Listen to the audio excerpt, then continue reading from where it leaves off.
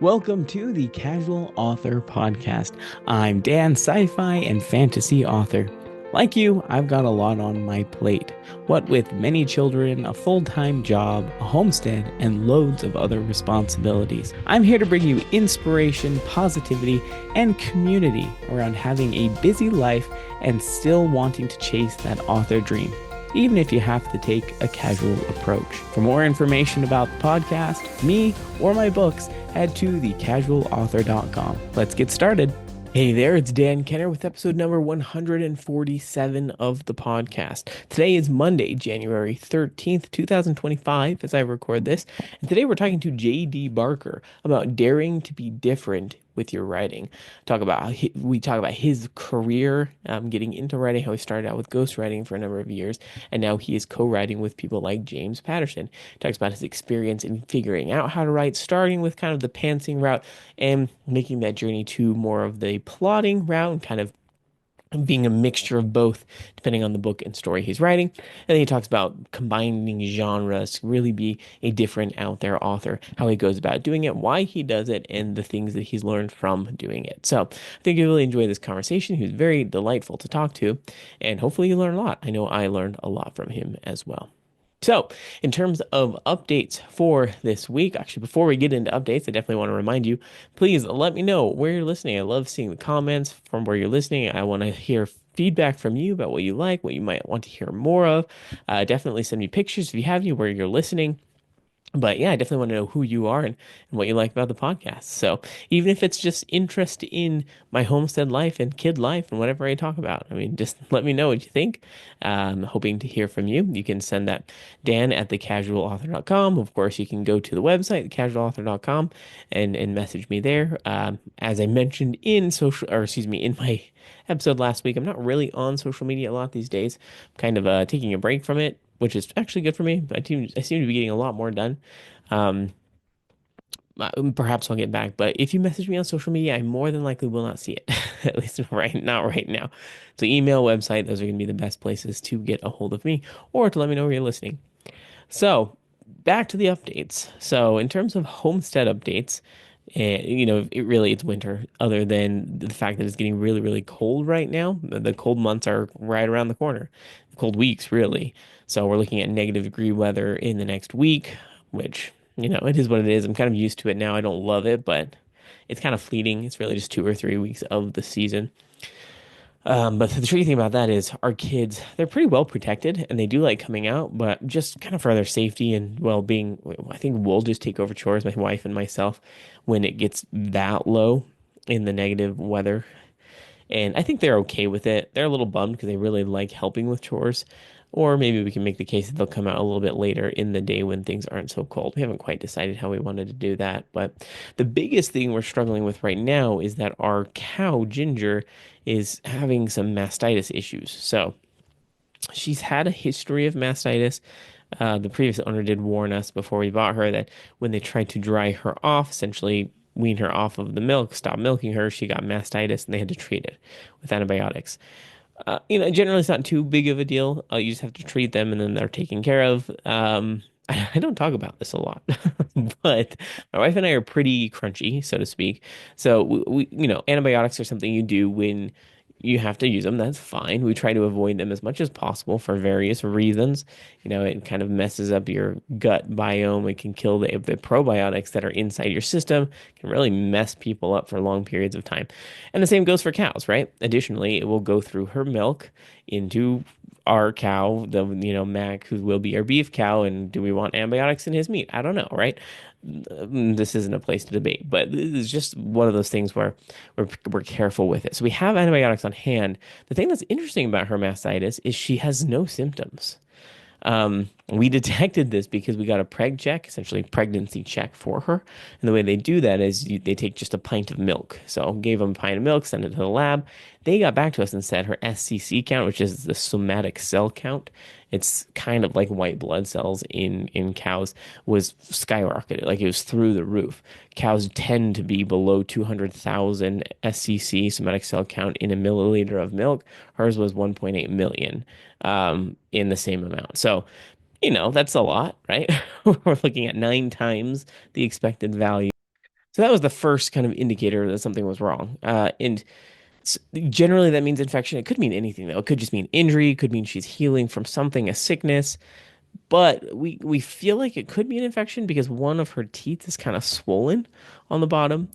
And it's been that way for a while. We didn't think too much of it because it's not tender. When we milk her, she doesn't even flinch. She's not bothered by it. You touch it, you squeeze it, she doesn't seem to care. Generally, when they have an infection, it hurts. The other thing is she's showing no other signs of sickness. She's eating fine, she's drinking a lot, she's, pooping normally, peeing normally. Everything is completely normal. And so the fact that this SEC count is so high, we're not sure it's mastitis. It's just kind of what we're guessing. But that's why we don't want to just jump to antibiotics because it might not even fix it. So we're trying other remedies. We're trying to just heal the area with various herbal salves and things, and it's actually helping. We're seeing a difference. And the benefit of this, because she's not showing any sicknesses and we're not confident it's an infection, we don't have to dump the milk. That's the thing that's tricky about antibiotics. You have to dump the milk for a week or so. Just get rid of it completely. Obviously, we'd feed some to the cow because you can't go without. Well, technically you can, but that's a different story. So we're glad to not have to dump the milk. Now we're just being careful with that one. We're making sure it's not, infected and checking it, and it seems fine. The flavor is a little bit off, but as far as we know, it's not an infection. So, like I said, we do have the antibiotics in hand. We'll use them if we have to. That's fine. But so far, we haven't felt like we needed to. Even the doctor was like, I don't know, you can just give them to her. It won't hurt. And we're like, yeah, it kind of will hurt, but that's a debate. Anyway, I said about the cow. Technically, a lot of people wean their calves at 3 months. Now, Mac, our calf is 6 months, 5 months. He could be weaned. He could be off the milk. The reason we're not taking him off milk is one, helps us deal with the load of milk, right? He drinks like a gallon a day or two. That helps us not have to deal with an extra 2 gallons a day, but also it helps fatten him up. We definitely want him to be beefy, bulky, because he's going to be burgers someday. So it's the harsh reality, but it's worth it to us to feed him a little bit extra. So anyway, that's what's going on with the cow. Goats are nothing's really going on with the goats. Ideally, the two does we still have are pregnant right now. They'll be having their babies in about 2 months, and then we'll start milking them again, which is perfect. That should bridge the gap in about, I don't know, probably 2 or 3 months, maybe a little bit longer than that. We'll actually dry off our cow, Ginger, and give her a break for 3 months before she has another baby in July. So that just gives her body some time to heal, and the baby, we want energy going to the baby, not to the milk production. So we'll have little goat babies and another cow baby, which will be great. Um, we've been talking about goals for 2025 and on the homestead, and I think the tricky thing is there's this strong desire, particularly with my wife, to do more, right? Just do more overall with the homestead. And while I'm okay with that, we just have to be careful because, if we don't want to inundate ourselves with too much work. The cow was more work than we already expected. But we're looking at potentially turkeys. We're looking at potentially pigs. Maybe not this year on the pigs, but someday. We're going to be turning into a full-fledged farm. So how's that for an update? We'll see what actually happens this year as our homestead gets a little bit crazy. We may even have to get a dog on top of everything, which we've never really had a dog before. That would be interesting. All right. In terms of author news, this is far less exciting because I feel like all I'm doing right now is writing and editing, which, that's what authors do.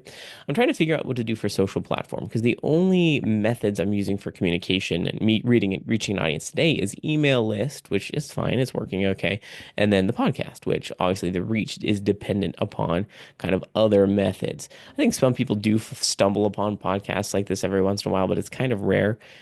I don't try out new podcasts very frequently. Generally through social media or email lists, you're reaching people and getting them to the podcast.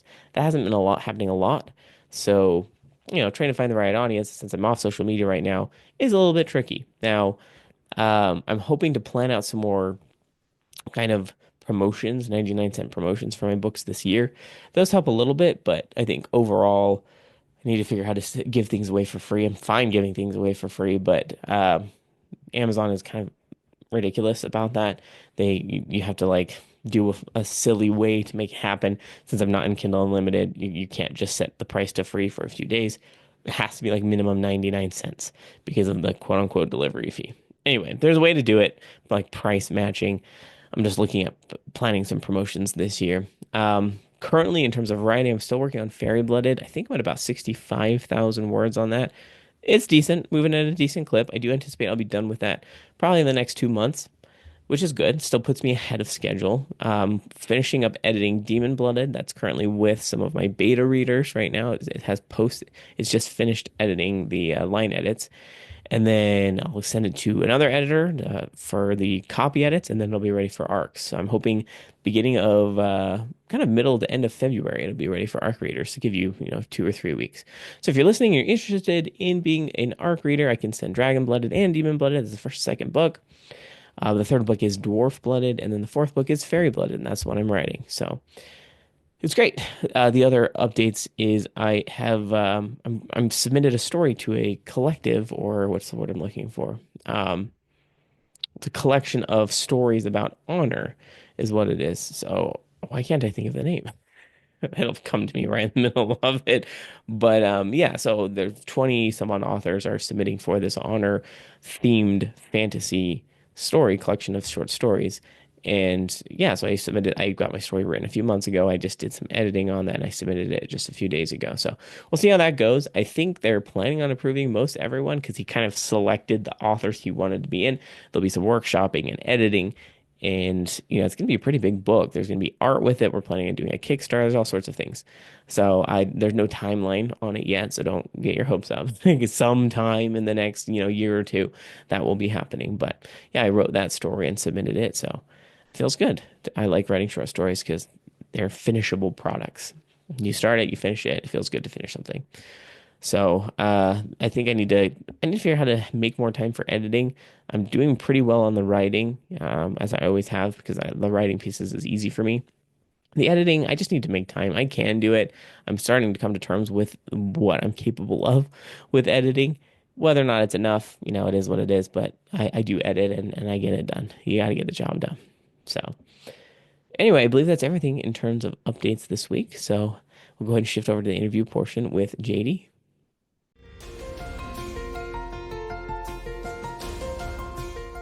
Hey JD, how you doing today? I'm doing great. How are you doing? Doing very, very well. I'm thrilled to get to know you a little bit better and just pick your brain, so to speak, on what you've experienced in your authoring over time. Before we get into all the fun stuff, how long have you been writing and publishing books? Well, I've been working in the industry pretty much my entire adult life, but I didn't write my very first book with my own name on the cover until it was actually 10 years ago. My 10-year anniversary was November 14th. So we're just a couple weeks past that.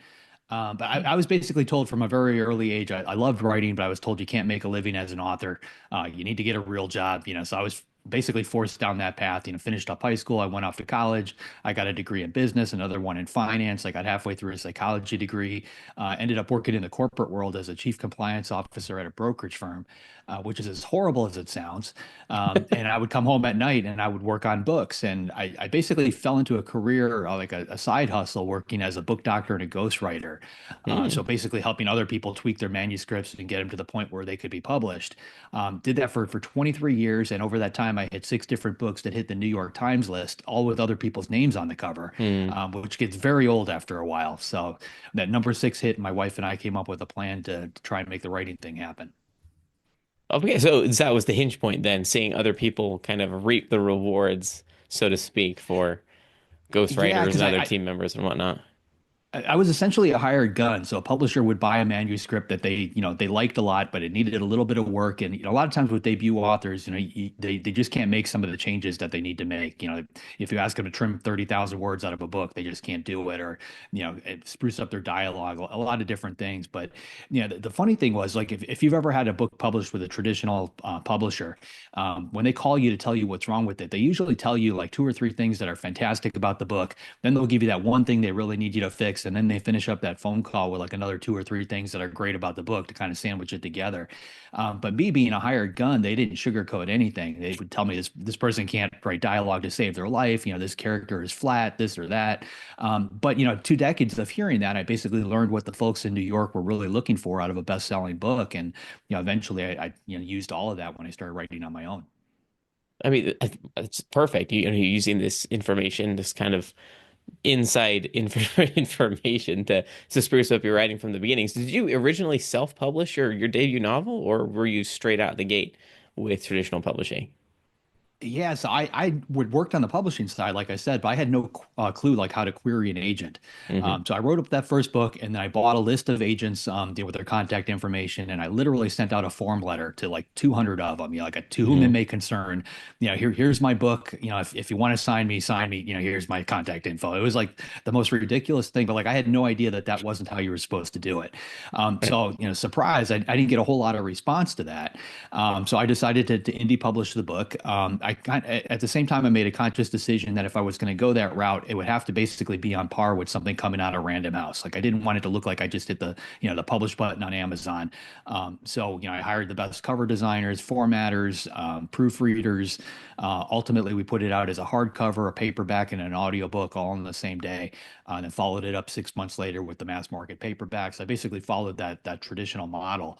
I got really lucky with it. Stephen King helped write it very early on, and he let me use some of his characters in the manuscript, which really sent it over the edge. Publishers Weekly wrote a story about it, and when that hit up, libraries started to pick it up, and bookstores started to pick it up, and ultimately, I sold about a quarter million copies. For an indie published title, that's pretty good. Yeah. So when I finished up my second book, I had no trouble, getting a traditional deal.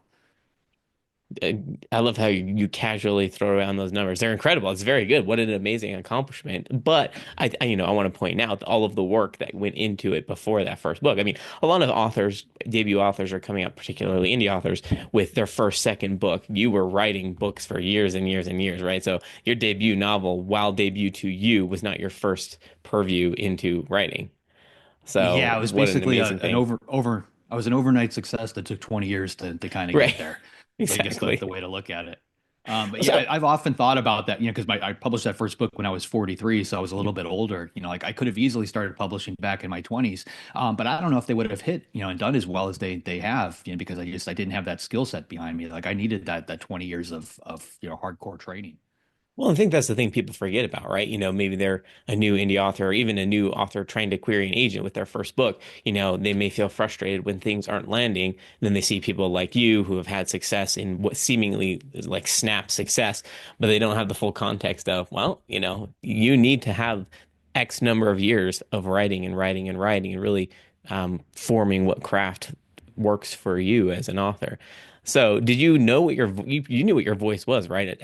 When you started writing your first book because you were writing these books for other people. But did you find at first when you were ghostwriting it was challenging to find your voice, or did that come pretty easily for you? I had a very weird relationship with that. I'm autistic. I've got a form of Okay, autism called Asperger's, fair enough. and I was diagnosed around 22. Autistic people mimic other people in a lot of situations. Mm, I don't want to get into go into the weeds too far, but I found that I was able to do that in writing as well. So like I learned very early on, if I read, a little bit written by somebody else, I could yeah, continue that. I could basically pick up their vocabulary, their cadence, their writing style, and I could mimic it, which was one of the reasons why I did so well as a ghostwriter. If somebody handed me a novel that somebody had written, half of, I could easily finish that and make the voice sound consistent through the whole thing. So even though I was doing all these projects and working on this for such a long time, I never really wrote in my own voice. It was always purposely, somebody yeah. else's voice. I honestly think I've worked with a lot of authors over the years, and I think you have to put probably about 500,000 words on paper before you really find your own voice. It just kind Hmm. of, after a while, it clicks. Yeah. At first, you kind of start off writing very similar to what you read. So if you read a lot of Stephen King, you're going to try to write like Stephen King. It's not going to be as good because you're not Stephen King, but like Right. that's the voice that kind of comes out of your head. But at some point, something clicks, and all of a sudden, your own voice kind of breaks through that.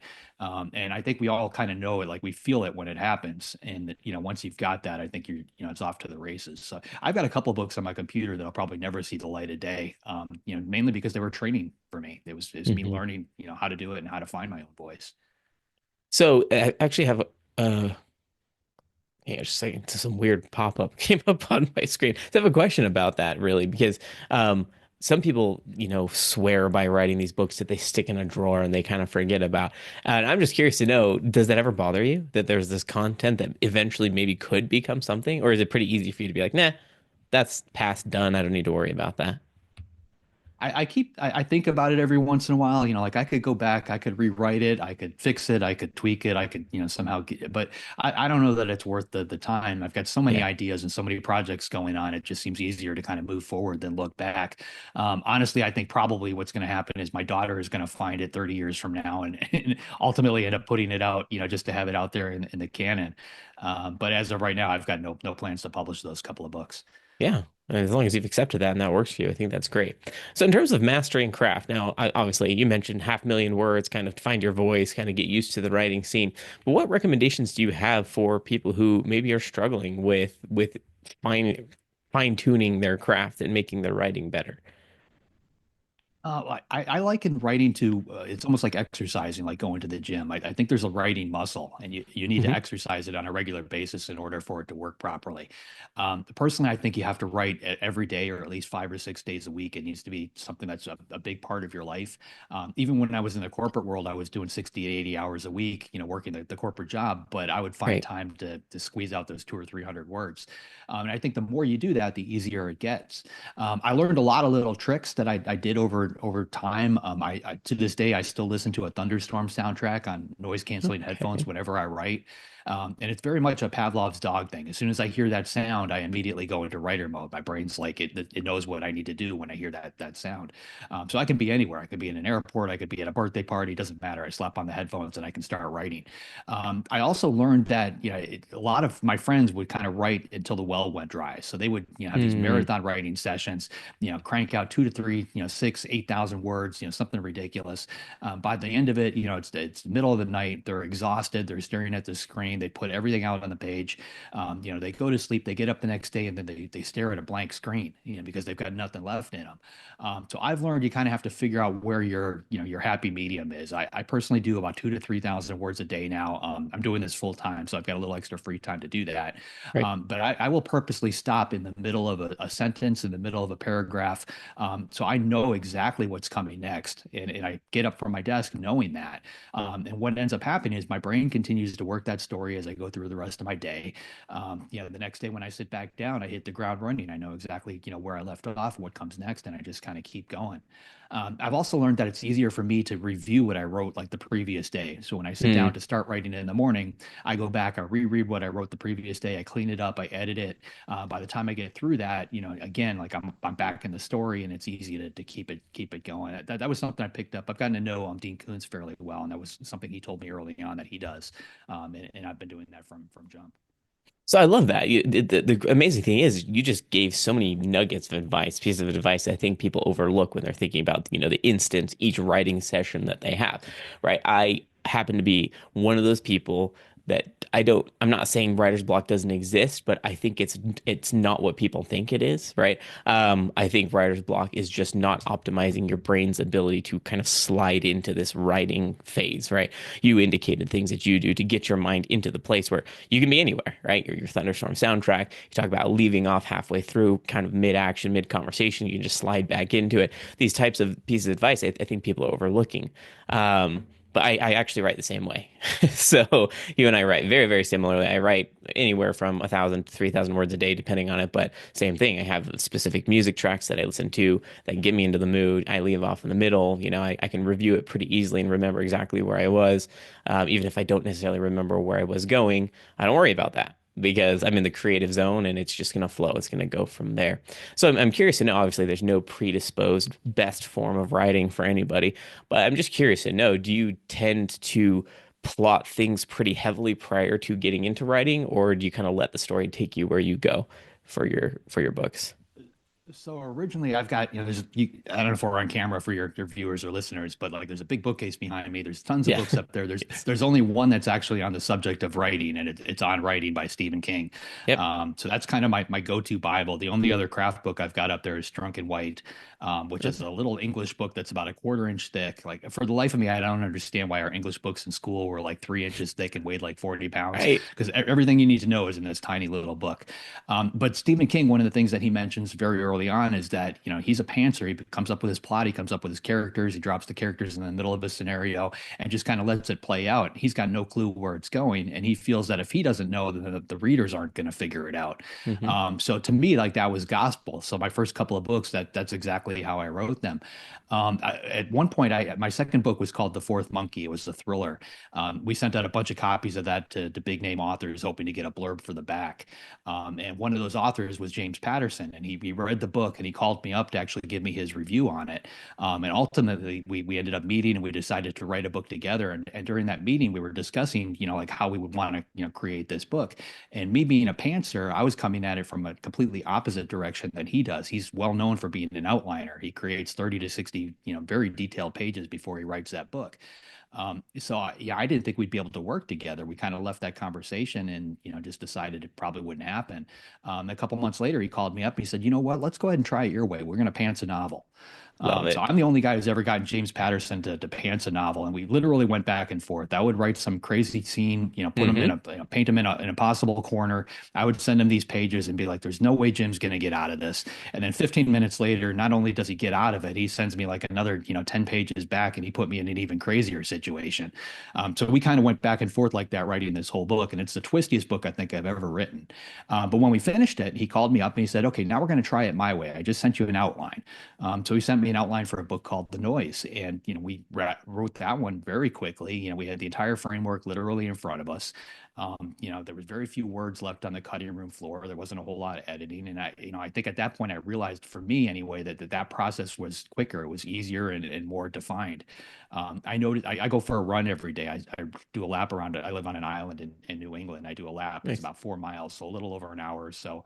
And I use that time to kind of figure out what I'm going to write the next day. And when I was pantsing a novel, all that brain power went into, figuring out what comes next in the story.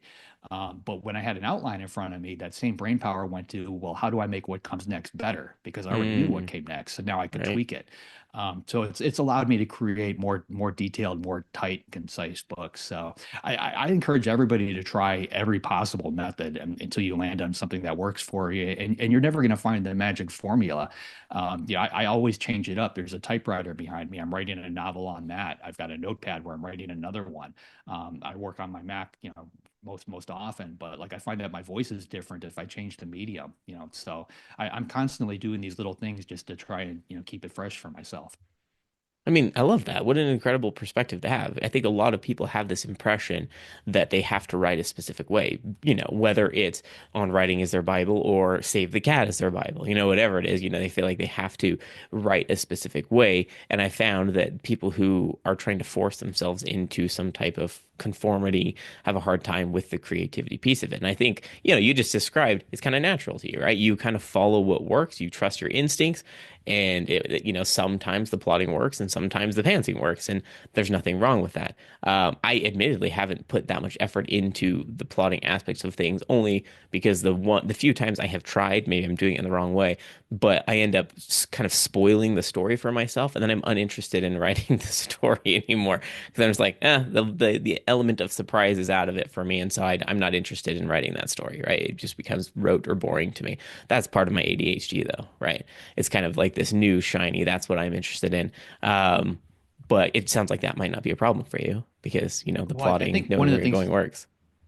Yeah, I mean, one of the things you kind of have to recognize is the outline's not carved in stone. True. Yeah. It gives you a framework and it's a good jumping off point. And I think it takes a lot of the stress of not knowing what comes next off your plate.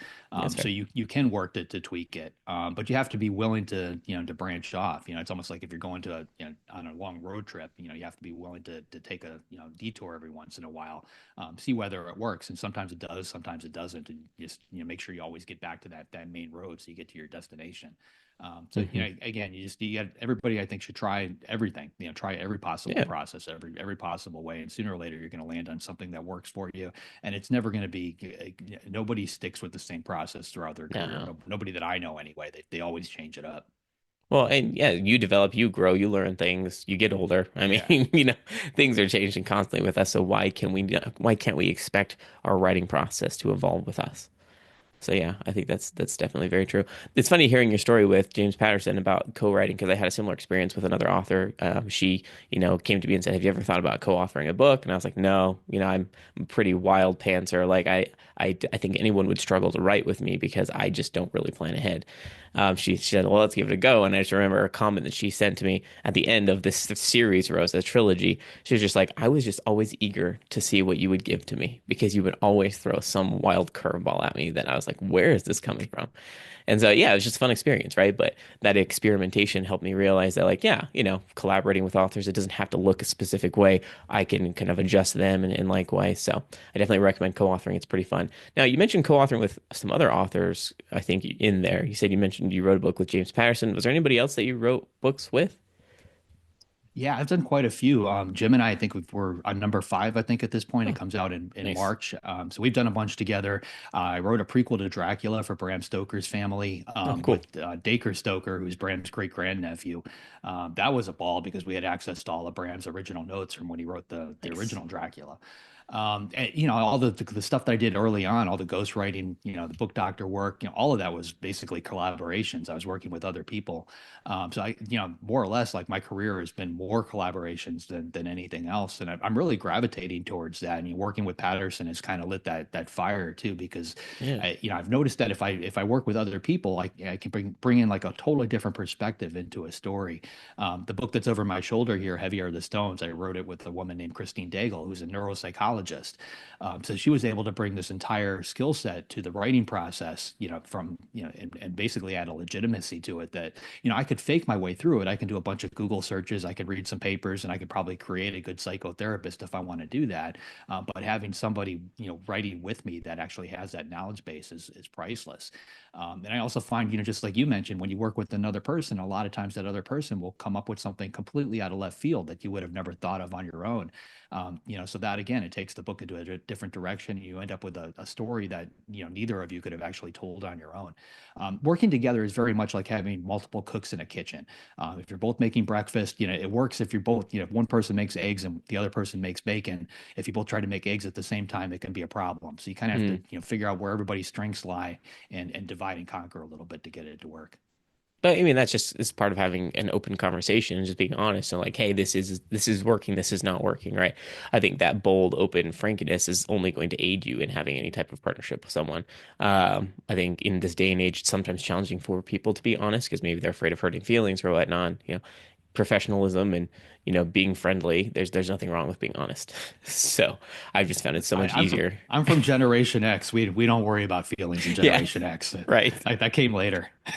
Right. It's a good thing, honestly. I think there's definitely a balance, but at the end of the day, you're working, your partnership, I think, have assume ill or good intent, not ill intent from other people as you're working with them. So I think Yeah. I think that works out great. But obviously your production speeds are wild. I mean, based on the number of books that you're talking about, you indicated that now you're full time, so it makes sense. That's why you have a little bit more time.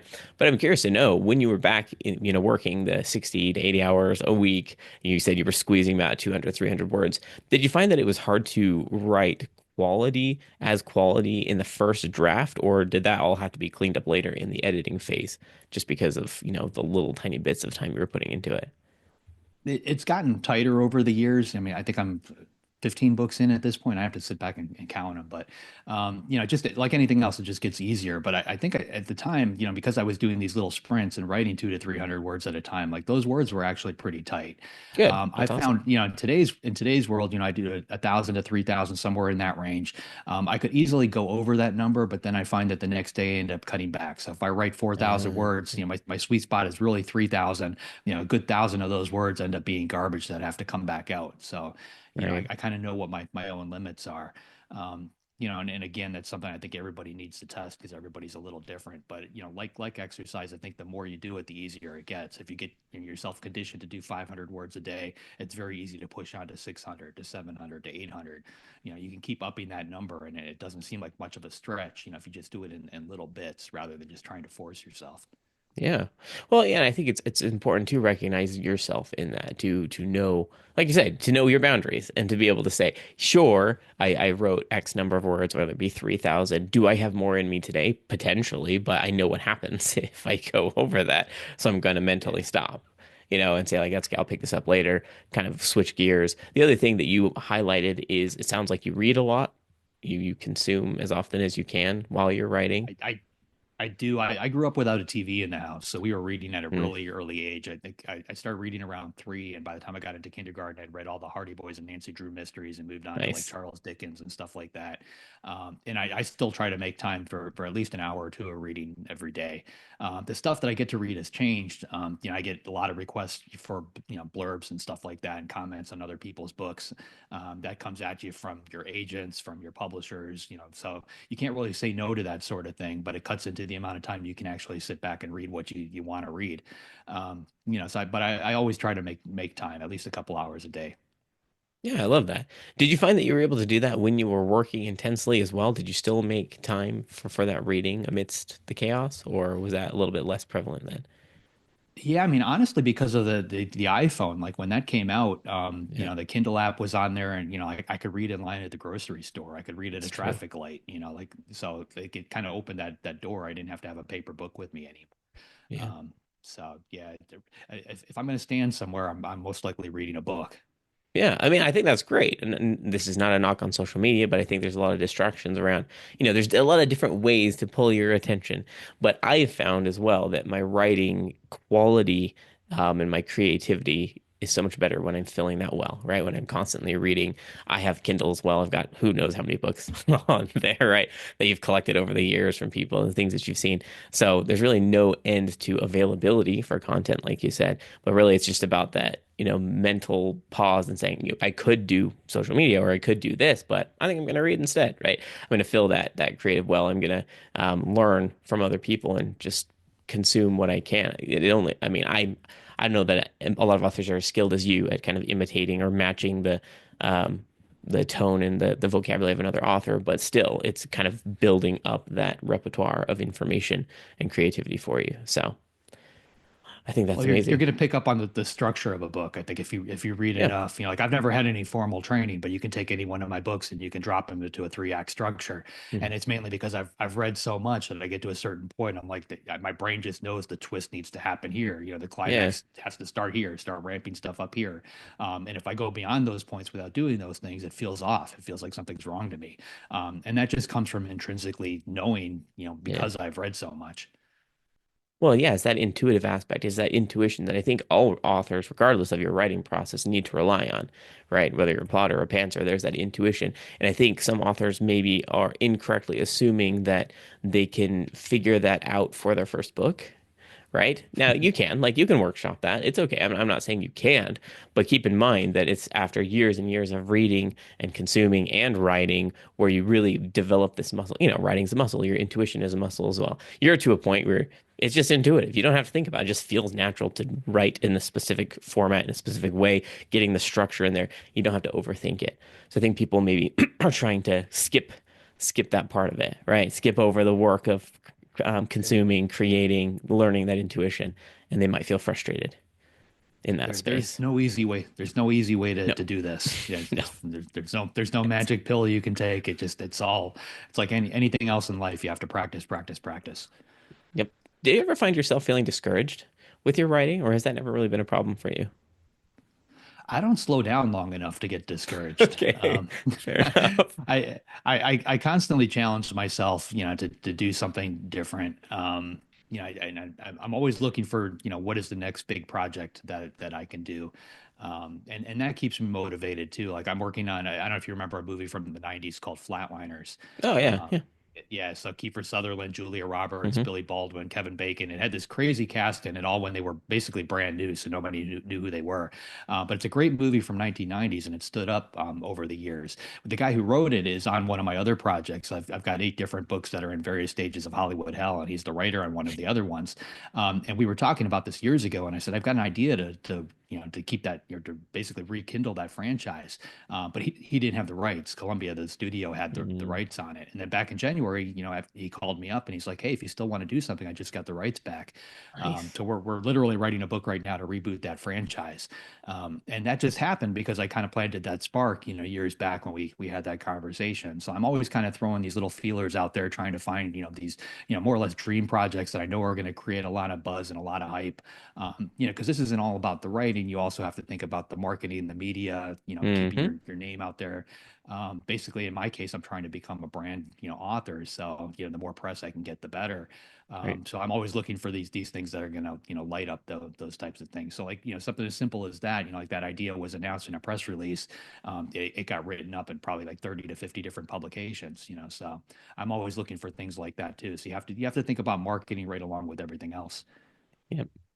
Oh, that's a whole different monster, the marketing thing, which I definitely want to talk about. We'll get to that in just a minute, but I do want to highlight another thing that, people haven't noticed. Just this fact that you've got these relationships with other authors, with other people that you've maintained over the years and, just kind of open dialogue between people and ideation. I think that's important. I think a lot of authors find themselves writing in isolation for whatever reason. Maybe they're introverted or maybe they're nervous or maybe they feel unworthy or whatever to talk to other authors. But I mean, you've highlighted however many relationships in such a short amount of time of our conversation, which clearly indicates, yeah, you like talking to other people. You like having these relationships, kind of this colleague, relationship with other authors, which is only not only aiding you in your career, but also aiding them in theirs, right? You're kind of uplifting and bolstering each other as you're moving forward. So did you find that that was always natural for you? Or was there something that you changed or shifted in your life to be able to open up and have these conversations and relationships with other people? No, I think it's completely unnatural.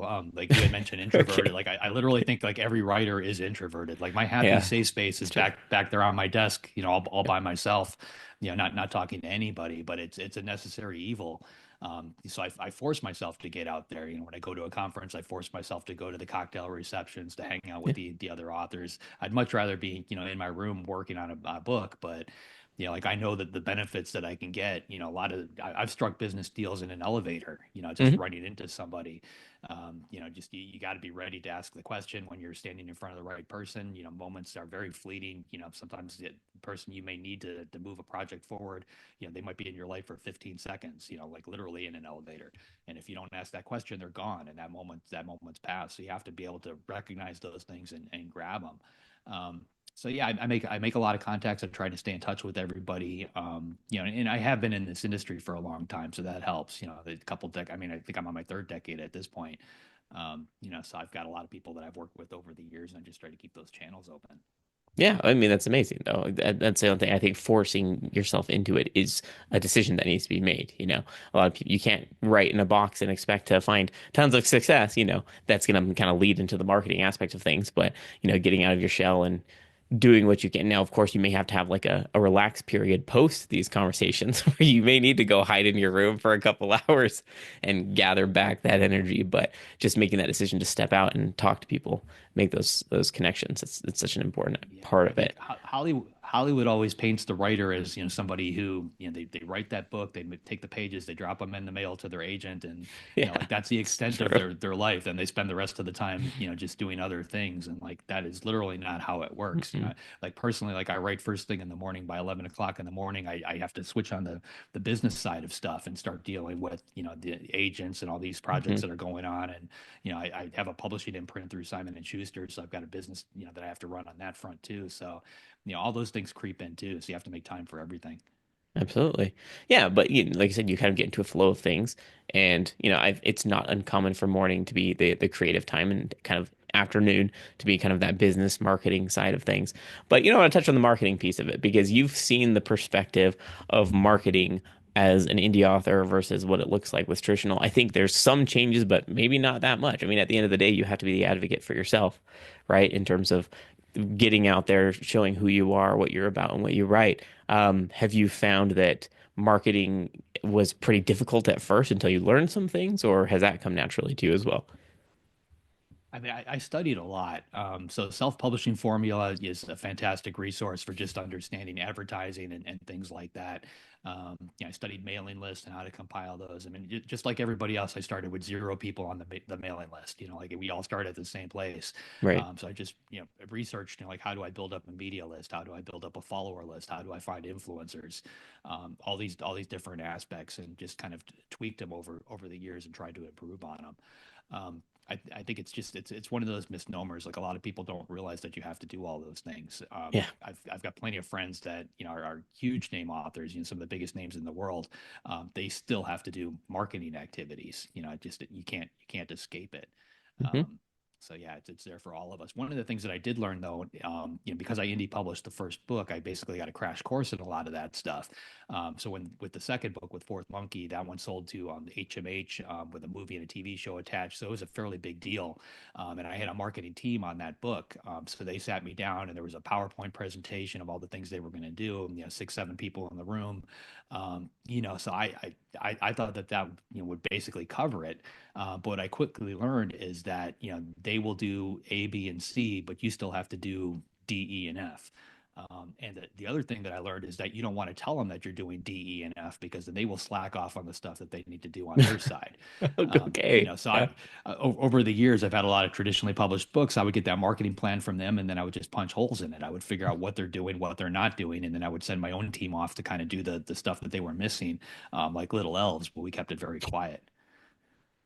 I love that. I mean, it helps that you have some degrees under your belt. I know degrees don't do everything. I think experience speaks more for that, but you had a little bit of a head start on that front. That's the thing. I think there's a misnomer when it comes to publishing that traditional publishing is going to solve all your marketing and selling problems.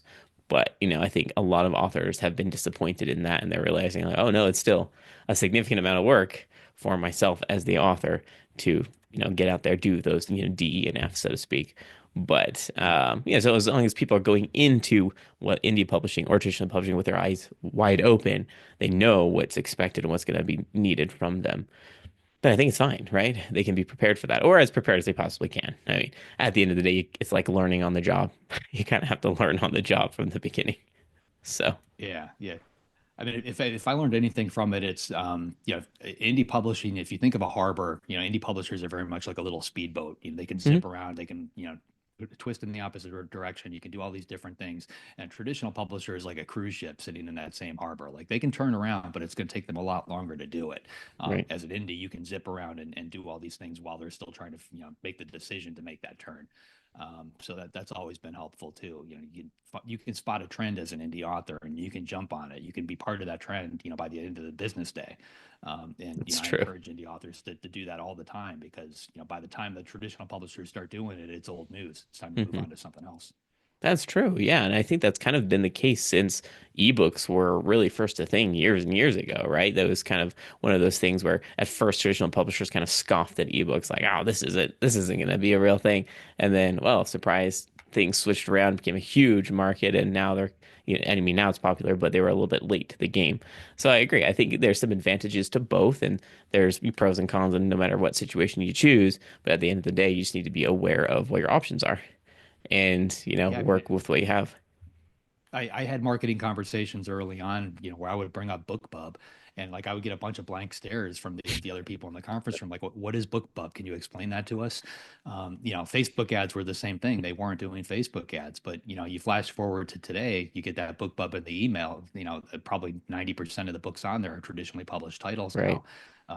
Facebook ads are primarily, traditionally published books. They've kind of taken that over. So I think as an indie author, you can try to compete with that, compete against those dollars, which is very difficult to do. Or you could try to find something that they're not doing yet and kind of move on to that.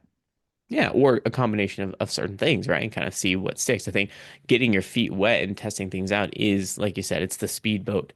It's the opportunity that the authors have. And, I think a lot of people might be frozen by just overwhelm. Maybe there's so many options, but you just have to step into it, give it a go, and really don't be afraid to give things a try. The worst case scenario is it doesn't work very well, right? And then all you do Yeah. is you shift and try something else or try it again in a different way. It's better than So, not trying at all, right? You don't right, try at all. agreed. You don't know that outcome. Agreed. Yeah. But, the one thing I do want to highlight here is your particular story, and I think this is a story for a lot of authors, is they started out independently publishing, kind of made a segue into traditional, and they kind of bounce back and forth, right? I've heard of a number of authors who traditionally publish some things and then self-publish other things based on kind of the market, the genre, what feels right to them. And I think that's great that that's an option, right? You can leverage both routes if that's what works and makes sense for you. So I think people kind of feel pigeonholed into one or the other for whatever reason, but it doesn't have to be the case, right? You can do Yeah. both. Yeah, I did both for the last few books. Yeah, because I started, I'm in a lot of different places now. I'm in 150 different countries, probably close to 30 different languages at this point. But at one point, I guess I was about 3 or 4 books in on the traditional side, and I started doing the math. And as an indie author, you get roughly 70 cents on the dollar. Hmm. And if you're a traditionally published author, you're getting like maybe 15 to 20 cents if you're lucky. So they may throw a nice big advance at you, but you're paying that back with these small little Right. incremental payments. And you've got to sell a lot more books in order to make that happen. So at one point, I made a conscious decision. I told my agent, I'm going to publish in English on my own. You can still sell the foreign rights if you want to do that. But that's ultimately what I did. So I indie published a couple of titles in all the English territories, and then my agent went out and sold all the foreign territories. So I was still in all the same places I was before, but I had that control that I had as an indie author, and I got the financial benefits of it. Hmm. What I learned after that is that, as an indie author, you can get in a lot of places, but there's also a lot of places you can't get into. Hmm. Bookstores are still very difficult. Airports are tough. Places like Costco and Target and Walmart are near impossible. So ultimately, I about a year and a half ago, I struck a deal with Simon and Schuster, where I created my own imprint on Simon and Schuster. So I basically hired them to handle my back end. So they handle all my print sales and distribution. Because I have my own imprint, I can put out whatever books I want whenever I want. So I don't have any Okay. handcuffs there. But with Simon and Schuster, getting them in those places that I couldn't normally get to on my and the profit margins are there too because I'm basically acting as the author and as the publisher. So I've Right. got indie size profits. So that's kind of where I'm at now. And honestly, I think that that's probably the future of this, because if you take an indie published author that's doing really well, you can be, let's say, your Random House. Random House offers them $1 million for their next book. They're going to look at that $1 million and they're going to be like, well, I can earn that in 3 to 4 months, six Hmm. months, or whatever on my own. I don't need that. So why would I give up control?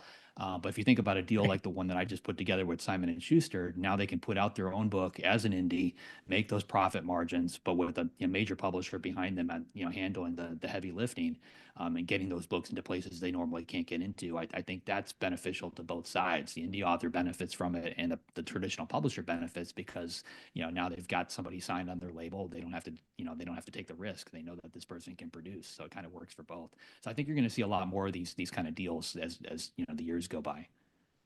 Yeah, I think that's and one of the great credible opportunity for you and for them, right? You, like you said, you've kind of found this middle ground where they can benefit from the advantages of both. But yeah, I think it's important to recognize that you as the author can take that power into your hands, right? When a traditional contract is put in front of you, you have the opportunity to look at it and negotiate, right? And say like yes or no, I agree or disagree with these things. And same, like you paved your own way and said, hey, how about this, right? Let's see if this will work. Yeah, nobody's twisting your arm. You don't have to sign whatever contract's put in front of you. So I think a lot of people maybe feel like they have to. And a lot of that comes down to that experience thing, right? You have however many number of years of collaborating, working with people, ghostwriting, you know kind of what power is in your hands. But at the end of the day, it's your IP. So you can decide this is what I want to do with it, and this is what I don't want to do with it. So Yeah, I mean, and over the long haul, like I've just noticed that what I'm able to do with the IP if I retain it myself, far exceeds what ends up happening if it's in right. somebody else's hands. I've got to constantly ask. Like in my 4MK trilogy, three books. The first two are with HarperCollins. The third one was indie published in English. So I have to constantly work with HarperCollins for literally everything. If we want to do a box set, we've got to all agree on it. If I want to put them in Kindle Unlimited, that's very tricky because HarperCollins doesn't typically do Kindle Unlimited, Hmm. but I've got a big audience there, so like they're willing to do it for this series. But like these are all hurdles that I wouldn't have to deal with if I had indie published the entire thing. Well, and that's the other thing that you need to keep in mind as well. Whoever you are, where you're publishing is, there's traditional publishers, publishing companies. They have to make the hard decision of what books to highlight and which ones to not. I mean, they're taking on however many authors a year, so they have overlooked over all of these different things. You are yourself. So as an indie publisher, you can put as much attention into your books as you want, and so you have to kind of advocate for yourself to not get buried in traditional publishing by everything else. So once again, it's one of those things just coming into things with your eyes open. There's not positive or there's pros and cons to both situations. But that with the businesses of publishing companies, they have the pressure of taking on new books and trying to find new business so that they can keep the ball rolling. They're not going to be looking at you and your books only because they've got however many hundred of other authors to also support Well, and work with. it's a number another big difference between the two. So traditionally published books, they tend to go for a very big hit out of the gate because they Right. want to hit the New York Times list. They want to hit all these different things, but there's always a big spike in sales for that first week or 2 weeks, Mhm. and then it fizzles off and it kind of goes away, and they pull their marketing dollars and they move on to their next thing. Right. For an indie author, like you don't really need that big hit straight off the bat. You more or less focus on the long tail. It's like a tortoise and hare thing. Like this Yeah, book is going to do exactly. really well. It's much better if it does mediocre over 50 years than if it just has one big spike for 2 weeks and vanishes. So I think everybody approaches stuff a little bit differently. Now, I have seen the traditional authors or the traditional publishers kind of warm up to the idea of maintaining backlist, and approaching things in that manner. So I've got a feeling that that's Good. something else that they've kind of taken away from the indie camp that they've seen working. And I think they're going to try to double down on with their own back catalogs. Which is great. I mean, it's a lot of work. Right? Yeah. It's for anybody, whether you're by yourself or working with a team of people. But, I think there's something to be said about community and really fan readers for you and your work. I mean, just take Brandon Sanderson. He just had a book published today. Today's, for context, today is the launch of his fifth Stormlight Archive book, and it's wild, right? Because he's got this voracious set of fans and readers, and that needs to look that way, I think, for traditional publishing on the whole as well. But it's tricky, right? It does require kind of this attending to the backlist and making sure that you're not ignoring those, creating these super fans of the authors themselves, rather than this kind of hit list of fancy books that are this shiny new thing.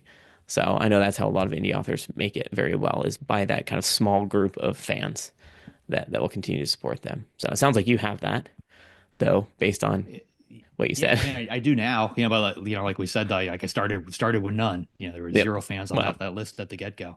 So yeah, you build on it. Over time, it gets bigger and bigger. I mean, even Brandon, he started with one person subscribing to right. that list the very first time, years back, and just it's exceeded over and over again. It's gotten better. Yeah. But yeah, time. Once again, time. If you're getting anything out of this conversation, time, right? You gotta That's give the thing. yourself Like some time. nothing happens overnight. Yep. Even though it may seem like that, there's just this Yeah. perception that it happens, but it definitely doesn't. There's definitely work that goes into it. But I'm sure we could probably continue this conversation. There's so many more things that we could talk about. We are running a little bit short on time. So before we end here, where can people find more information about you and your books if they want to check them out? Easiest place to find me is at jdbarker.com. I'm on all the social medias at jdbarker, and the books are pretty much everywhere, any bookstore. Nice. Very good. Yeah, definitely pretty easy to find you. If you haven't read any books, definitely highly recommend. But thank you so much for your time. This has been a great, amazing. Hey, thanks, Dan. I appreciate it.